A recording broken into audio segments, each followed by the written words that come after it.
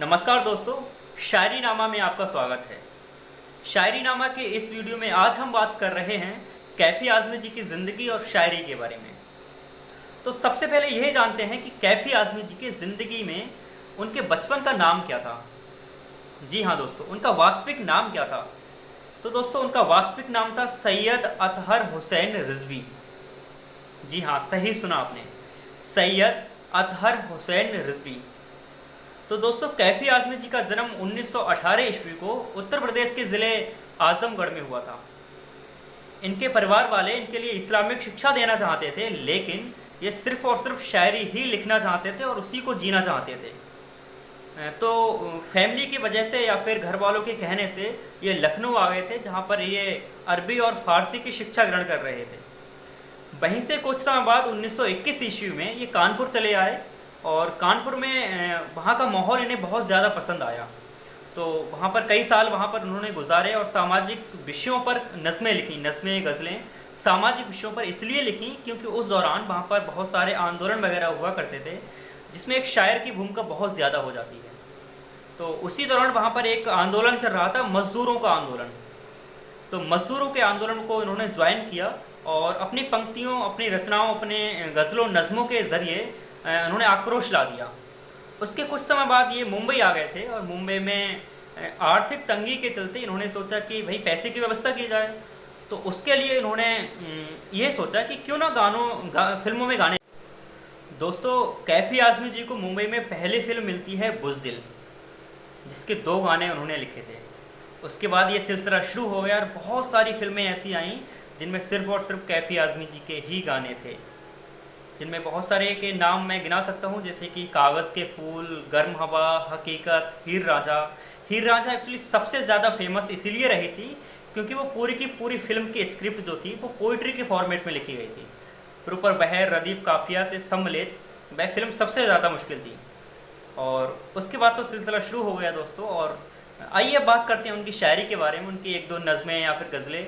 उनका जिक्र ना हो तो ऐसा तो हो ही नहीं सकता है। तो आइए सबसे पहले उनकी एक गज़ल पेश करते हैं। तुम इतना जो मुस्कुरा रहे हो, तुम इतना जो मुस्कुरा रहे हो, क्या गम है जिसको छुपा रहे हो। तुम इतना जो मुस्कुरा रहे हो, क्या गम है जिसको छुपा रहे हो। आँखों में नमी हंसी लबों पर, आँखों में नमी हंसी लबों पर, क्या हाल है क्या दिखा रहे हो। आँखों में नमी हंसी लबों पर, क्या हाल है क्या दिखा रहे हो। जिन ज़ख्मों को वक्त भर चला है, जिन ज़ख्मों को वक्त भर चला है, तुम क्यों उन्हें छेड़े जा रहे हो। जिन ज़ख्मों को वक्त भर चला है, तुम क्यों उन्हें छेड़े जा रहे हो। रेखाओं का खेल है मुकद्दर। दोस्तों, रेखाओं का खेल है मुकद्दर, रेखाओं से मात खा रहे हो। तुम इतना जो मुस्कुरा रहे हो, क्या गम है जिसको छुपा रहे हो। क्या गम है जिसको छुपा रहे हो। दोस्तों, कैफी आज़मी जी की एक बहुत ही खूबसूरत नज़्म है, हो के मजबूर मुझे उसने बुलाया होगा। इसका जिक्र ना हो तो ऐसा तो हो ही नहीं सकता है। तो आइए पेश करते हैं कि हो के मजबूर मुझे उसने बुलाया होगा। होके मजबूर मुझे उसने भुलाया होगा, जहर चुपके से दबा जान के खाया होगा। होके मजबूर मुझे उसने भुलाया होगा, उसने घबरा के नज़र लाख बचाई होगी, दिल की लुटती हुई दुनिया नज़र आई होगी। मेज़ से जब मेरी तस्वीर हटाई होगी, हर तरफ मुझको तड़पता हुआ पाया होगा। होके मजबूर मुझे उसने भुलाया होगा, होके मजबूर मुझे उसने भुलाया होगा। दिल ने ऐसे भी कुछ अफसाने सुनाए होंगे, अश्क आँखों ने पिए और ना बहाए होंगे।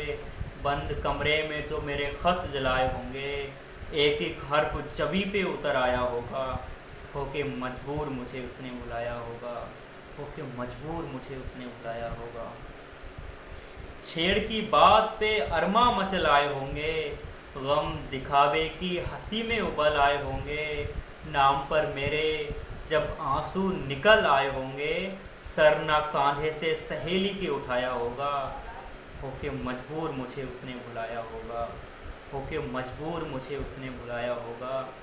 जुल्फ जिद करके किसी ने जो बनाई होगी, जुल्फ जिद करके किसी ने जो बनाई होगी, और भी गम की छटा मुखड़े पे छाई होगी। बिजली नज़रों ने कई रोज़ ना गिराई होगी, रंग चेहरे पे कई रोज़ ना आया होगा। होके मजबूर मुझे उसने बुलाया होगा, होके मजबूर मुझे उसने बुलाया